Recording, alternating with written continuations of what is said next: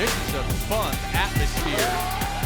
It's been a heck of a start to the Mountain West men's basketball season, setting the table for an exciting 2-month run leading into the conference tournament in Las Vegas in early March. Hi, everybody. I'm Jesse Kurtz here in the Mountain West Network studio. For more on Mountain West hoops, we bring in our good friend, national basketball broadcaster, Richie Schueler. Richie, it's great to see you, my friend. Thanks for jumping on with us.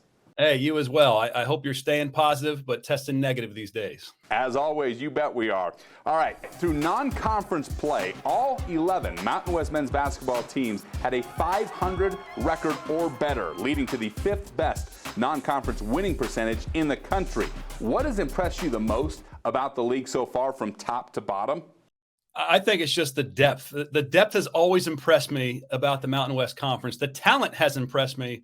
Look, I've lived in 5 states around the country, all for different basketball purposes in different regions. And I've told people for the last 5-6 years that I've been involved with the Mountain West that this is one of the most underrated leagues in the nation. I think the Mountain West should get more credit. And some of the programs that that have been down in recent years, I'm talking Wyoming, Air Force, San Jose State, they have first, second year coaches. And they just came out of the gate swinging, which really kind of helped in that area of bringing everybody up. And I think we're all kind of on edge waiting to see is New Mexico going to get back to prominence? Is how far will Nevada go? And then, of course, there's the recent powers of Colorado State and Utah State and San Diego State, even Boise State. But I think top to bottom, this league is really good. And I'm on edge, too, to see where Fresno State and UNLV end up by season's end. Well, the numbers would back up when it comes to that depth. We have 6 teams right now ranked in the top 60 of the net rankings as of January 10th. All right, on Saturday, in what was the early conference season game of the year, San Diego State really handled Colorado State in a major way. They get the 79-49 win, snapping the Rams' 10-game win streak, which at the time was the 4th longest active win streak in the country. And they did so, the Aztecs did, with the bread and butter of San Diego State basketball. It was all about defense. Defense and rebounding. I mean, they completely dominated. They held Colorado State to 28%, I think is what it was. They out-rebounded by 17. They forced 17 turnovers. And, I mean, what a home court advantage. Viejas is amazing. The crowd, the student section, the vibe. I miss being there. I've been there in a year or so. It's an amazing atmosphere. And I just think San Diego State kind of showed that they're still here.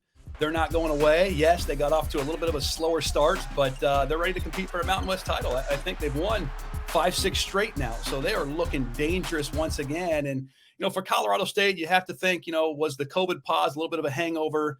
They were rolling in November, December. As we all know, they were beating teams that some people didn't think they could compete with. I do feel like they've lost a little bit of momentum with the pause. You got to wonder, did that pause kind of hurt a little bit of their stamina, their wind? I heard Nico Medved talking about a week after he was diagnosed. All those players and coaches were diagnosed, and he sounded like death. He sounded like he had a hard time getting up and down the steps. So I'm not quite sure their timing was there, and I'm not making excuses because San Diego State completely dominated that game.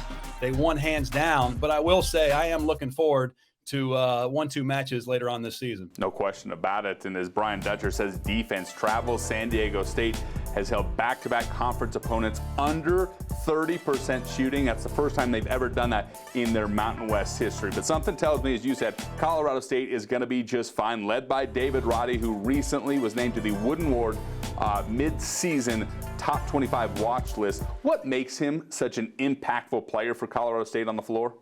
Well, I'm a voter, and I voted for him. And I think great things happen to great people. And from the little bit I've talked to him and communicated with him, he is a high character guy. And I think what makes him special is he's 6'5", but he is being guarded by big men and true big men. I'm talking, 6'10", 7-footers, and he's still averaging almost 20 points per game. And his ability to defend those big men, to rebound against those big men, I think he's at 8 boards a game. He shoots 57%, which has got to be one of the top percentages in the conference. He's over 40% from behind the arc, and he has that quiet confidence about him, the leadership. And I'll be honest with you, when I was coaching, I would purposely recruit football players. There's a sense of toughness that you can't teach with football players that I think David Roddy has, and his football background has certainly helped him to prominence where he's at right now as his status in the league. Yeah, I think that's a great way to describe him. When you think about football players, he's kind of like that marquee tight end. He's too fast for a linebacker, too big for a safety. He's a matchup problem no matter who's guarding him on the floor, and it's a big reason he was the MVP of the U.S. Virgin Islands Paradise Jam, scored a conference best 36 points in the semifinals against Creighton. Really let the world know that he was here to play in 21-22. All right. We knew Colorado State and San Diego State were going to be good this year. They were picked 1-2 in the league. So with that said, who are the surprise teams in this league? Who has surprised you the most? You know, I could go with a number of teams, and to me, honestly, it's a toss-up. I mean, do I pick Wyoming? Do I pick Air Force? But I think we all knew Wyoming was up and coming, and I feel like they really finished the season strong a year ago. So honestly, to me, I've got to say Air Force. They've completely come out of nowhere. Joe Scott in his second time at the helm, in his second year and his second time, you're talking to him on media day, he looked exasperated. It's like he was starting all over again. You know, COVID didn't allow them to have any kind of team workouts for about 5 months a year ago, and now he's having to mold all these players together. He's got 5-6 freshmen he was really excited about that time. They've all gotten a lot of playing time. I think we all thought it would take some time, but this thing's come together much faster than we expected. They beat some good teams. They beat Tulsa.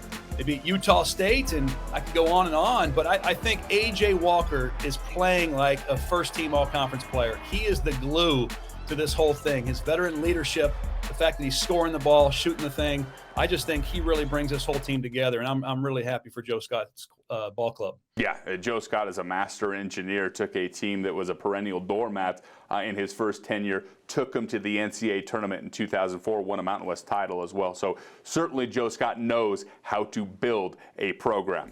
All right, the COVID world has presented all kinds of challenges around college athletics for coaches, players, administrators, and of course the conference office. You've been around the game for a long time as a player, coach, and now a broadcaster. How would you keep your players fresh and ready to play when the program is put on pause for a short time?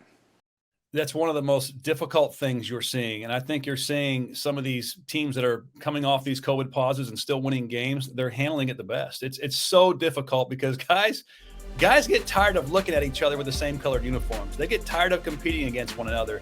You don't want to get each other hurt in practice. So you're only going so hard in a sense where you don't want to get guys injured, but it's the only option you have. So you've got to find a way to make team scrimmages more enjoyable, more thought-provoking, more fun. You got to put players in situations where, maybe it helps you prepare for an opponent coming up or a new different scenario. And I think mental reps are huge. Lots of film and putting yourselves in these scrimmage situations mentally to emulate that team that you're scouting and preparing for. But I got to be honest with you, it's tough. And some of these teams who are going 10 days, and we've heard of teams going 30 days in between games, maybe not this year, but last year. It is a difficult scenario for teams and players, and I give a lot of credit to coaches who are making it happen. Yeah, no question about it. A job well done by everybody, just navigating this as the best we can. Richie, I really appreciate your insight. Thanks for jumping on with us, and we'll look for you down the road, my friend. Absolutely. Good to see you, and hope to see you in person here soon. Absolutely. That's Richie Schueler, national college basketball broadcaster. Of course, we would love you all to join us in Las Vegas for the 2022 Mountain West Men's Basketball Tournament. That will tip off on March 9th. All session tickets are currently available at themw.com/2022. From the Mountain West Network studio, I'm Jesse Kurtz.